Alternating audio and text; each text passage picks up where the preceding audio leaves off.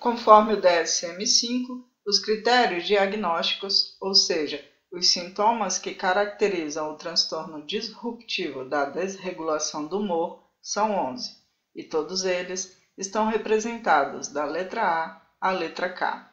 Os 6 primeiros sintomas do transtorno disruptivo da desregulação do humor, que vão da letra A à letra F, referem-se à característica central do transtorno, que são as explosões de raiva.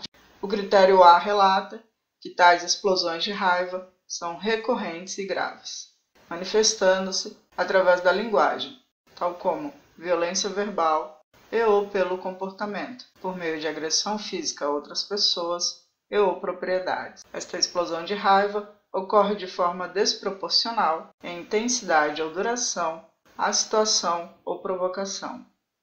Quanto ao nível de desenvolvimento, abordado pelo critério B, este é inconsistente com as explosões de raiva, isto é, este comportamento agressivo não é característico à fase de desenvolvimento, infância ou adolescência, que a pessoa se encontra. Ao que concerne à ocorrência das explosões de raiva, o critério C relata que a média é de 3 ou mais vezes por semana. O humor, característico do transtorno disruptivo da desregulação do humor, descrito pelo critério D, é irritável ou zangado, de forma persistente, durante a maior parte do dia e presente em quase todos os dias. Este humor, persistentemente irritável ou zangado, é percebido por outras pessoas, como os pais, professores e pares da criança e ou adolescente acometidos por tais sintomas. Os critérios E e F fazem menção a todos os sintomas descritos anteriormente, da letra A à letra D. Deste modo, as explosões de raiva, recorrentes e graves, inconsistentes com o nível de desenvolvimento, com ocorrência de 3 a mais vezes por semana, acompanhado de um humor zangado ou irritável, conforme o critério E, durante 12 meses ou mais, não ficaram ausentes por 3 ou mais meses.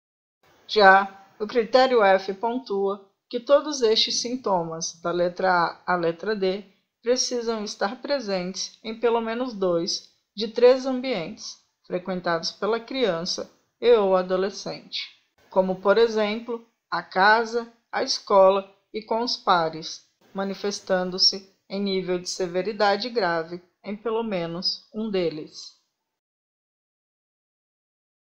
O critério G refere-se à questão do diagnóstico do transtorno disruptivo da desregulação do humor, que, segundo este critério, não deve ser feito pela primeira vez antes dos 6 anos ou após os 18 anos. O critério H faz menção aos critérios de A a E, citados anteriormente. São eles as explosões de raiva recorrentes e graves, inconsistentes com o nível de desenvolvimento, com ocorrência média de 3 a mais vezes por semana, acompanhado de humor persistentemente zangado ou irritável, que, durante 12 meses ou mais, a criança e o adolescente acometidos por esses sintomas não tenham ficado 3 a mais meses sem apresentá-los. Conforme o critério H, todos estes sintomas têm início antes dos 10 anos. O critério I traz a temática do episódio maníaco ou hipomaníaco. Este item aponta a importância de se constatar que tal episódio nunca tenha ocorrido, pois ele é um dos principais responsáveis por diferenciar o transtorno disruptivo da desregulação do humor do transtorno bipolar. O episódio maníaco ou hipomaníaco apresenta-se por meio de um humor e comportamentos significativamente diferentes do habitual da criança e ou adolescente acometidos por tal sintomatologia. Comportamento e humor estes percebidos por seus pais e irmãos, dependendo do nível desenvolvimental destes. O humor se mostra elevado ou expansivo, bem como grandioso. Ainda sobre o humor, o critério I alerta que não deve ser considerado um episódio maníaco ou hipomaníaco as elevações de humor apropriadas ao desenvolvimento e ou presentes em um contexto altamente positivo ou perante sua antecipação, isto é, à espera deste evento.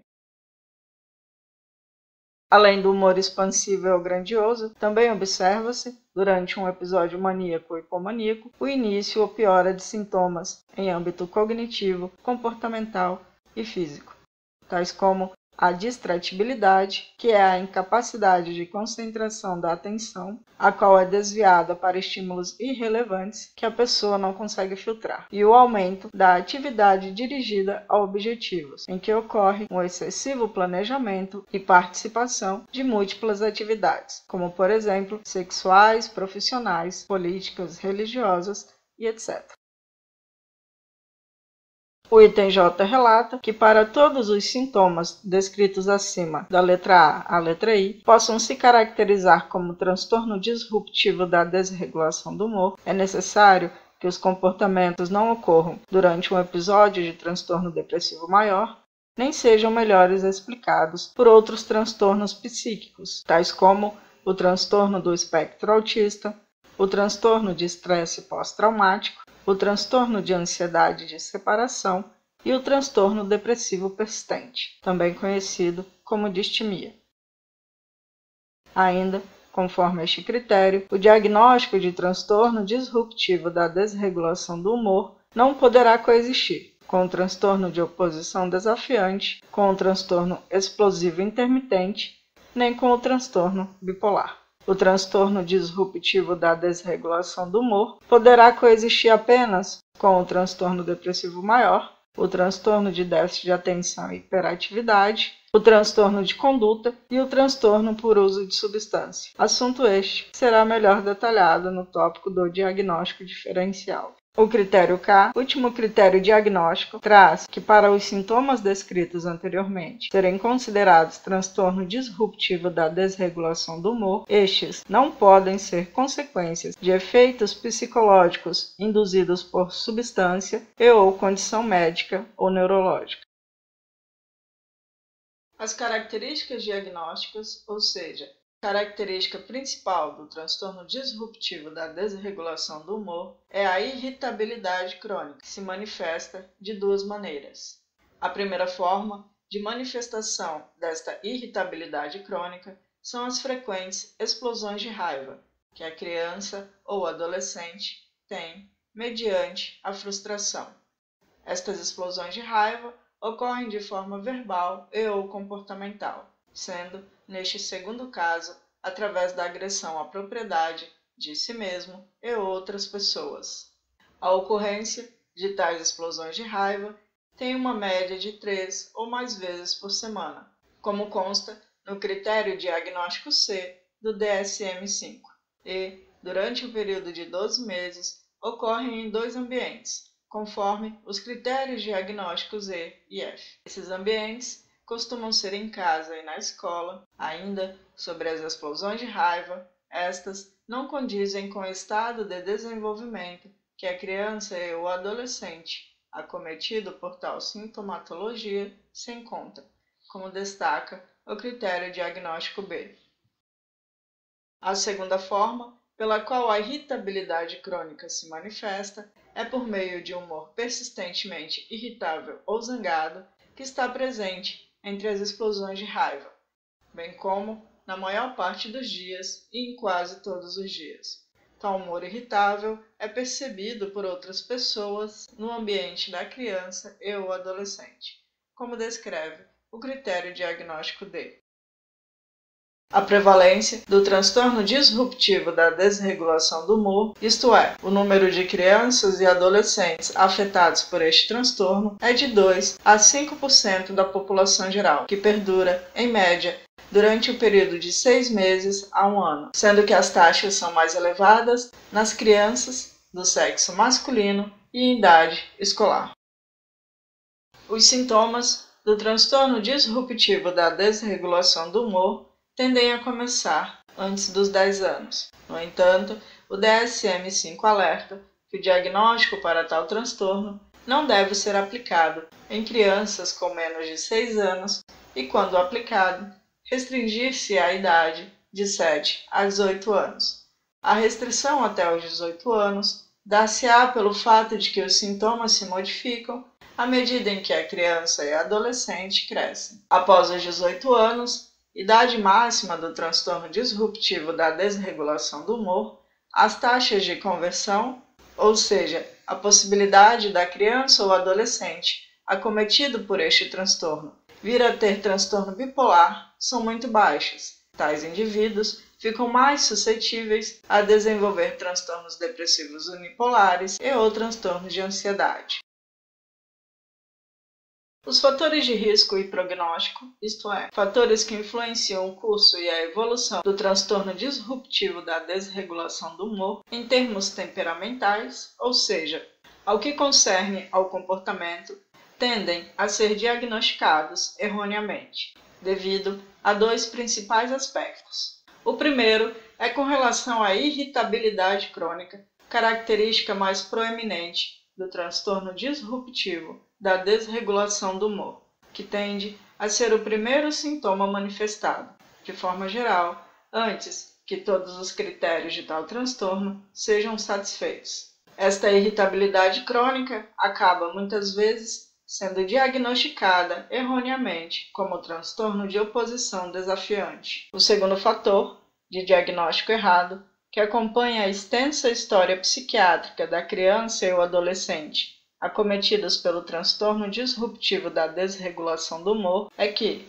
por também satisfazerem sintomas do transtorno de déficit de atenção e hiperatividade, transtorno de ansiedade e transtorno depressivo maior, estas costumam ter o diagnóstico precoce de tais transtornos.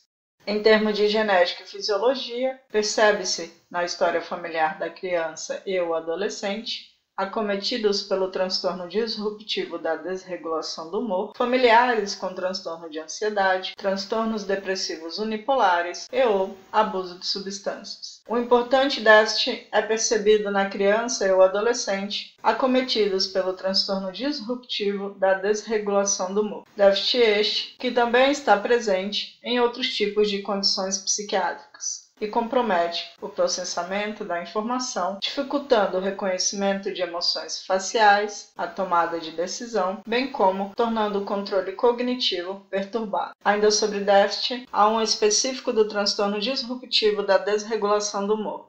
Trata-se da dificuldade da criança e o adolescente, acometidos por tal transtorno, em alocar a atenção em resposta a estímulos emocionais. Ao que se refere às questões diagnósticas relativas ao gênero do transtorno disruptivo da desregulação do humor, este tende a ter uma maior predominância, como visto nos slides anteriores, em crianças e adolescentes do sexo masculino.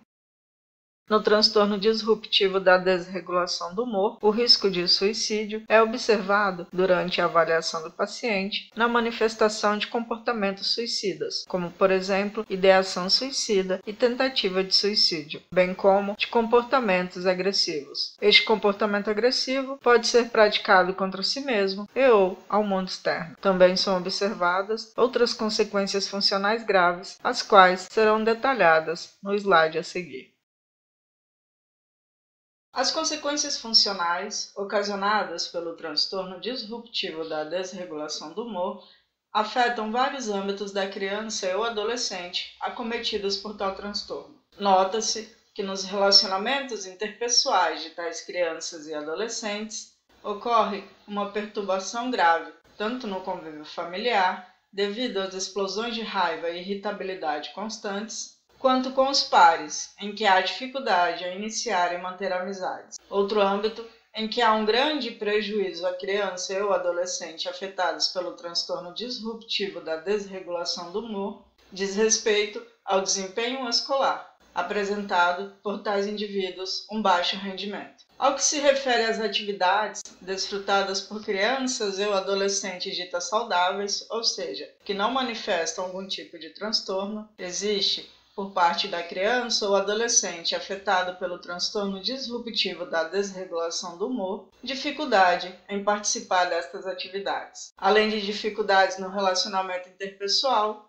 no desempenho escolar e em realizar atividades em grupo. As crianças e adolescentes acometidos pelo transtorno disruptivo da desregulação do humor, por manifestarem comportamento de risco relativos ao suicídio e agressão, costumam ser hospitalizados na ala psiquiátrica. As comorbidades, isto é, os transtornos que podem existir junto com o transtorno disruptivo da desregulação do humor, costumam apresentar uma taxa alta, sendo raro encontrar tal transtorno de forma isolada. Assim, os transtornos mais comuns de coexistirem com o transtorno disruptivo da desregulação do humor é o transtorno de déficit de atenção e hiperatividade, o transtorno depressivo maior e o transtorno de ansiedade.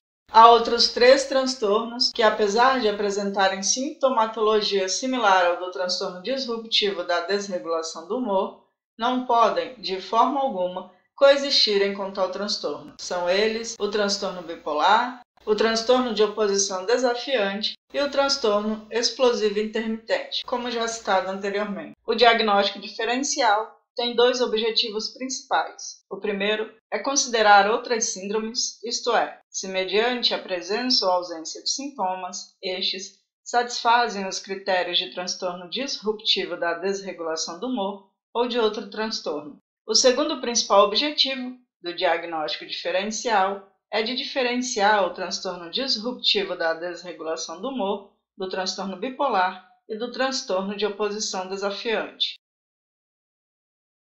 A diferenciação entre transtorno disruptivo da desregulação do humor e transtorno bipolar ocorre por meio da ocorrência de um episódio maníaco ou hipomaníaco. Assim, se a criança ou adolescente com sintomas que satisfaçam o transtorno disruptivo da desregulação do humor vier a experienciar um episódio maníaco, exclui-se o diagnóstico de transtorno disruptivo da desregulação do humor e atribui-se o de transtorno bipolar. A diferenciação entre transtorno de oposição desafiante e o transtorno disruptivo da desregulação do humor dar-se-á devido ao fato de que os sintomas do transtorno de oposição desafiante satisfazerem também os do transtorno disruptivo da desregulação do humor é bastante comum. No entanto, o inverso é bastante raro, ocorrendo em média em 15% dos casos, e quando ocorre, o diagnóstico será apenas de transtorno disruptivo da desregulação do humor. Além do transtorno bipolar e do transtorno de oposição desafiante, outro transtorno que não pode coexistir com o transtorno disruptivo da desregulação do humor é o transtorno explosivo intermitente. Isto porque, apesar das explosões de raiva graves de tal transtorno serem muito similares às do transtorno disruptivo da desregulação do humor, estas tendem a durar 3 meses, enquanto que no transtorno disruptivo da desregulação do humor é necessário que estas explosões de raiva tenham duração de 12 meses. Desta forma, quando as explosões de raiva grave tiverem duração de apenas 3 meses, o diagnóstico será de transtorno explosivo intermitente. Diferentemente do transtorno bipolar, do transtorno de oposição desafiante e do transtorno explosivo intermitente, há transtornos que podem coexistir com o transtorno disruptivo da desregulação do humor. E este é o caso do episódio depressivo maior ou transtorno depressivo persistente. No entanto, nos casos em que a irritabilidade, sintoma característico do transtorno disruptivo da desregulação do humor, ocorrer apenas no contexto do episódio depressivo maior ou no transtorno depressivo persistente, o diagnóstico deverá ser apenas um destes 2, e não de transtorno disruptivo da desregulação do humor.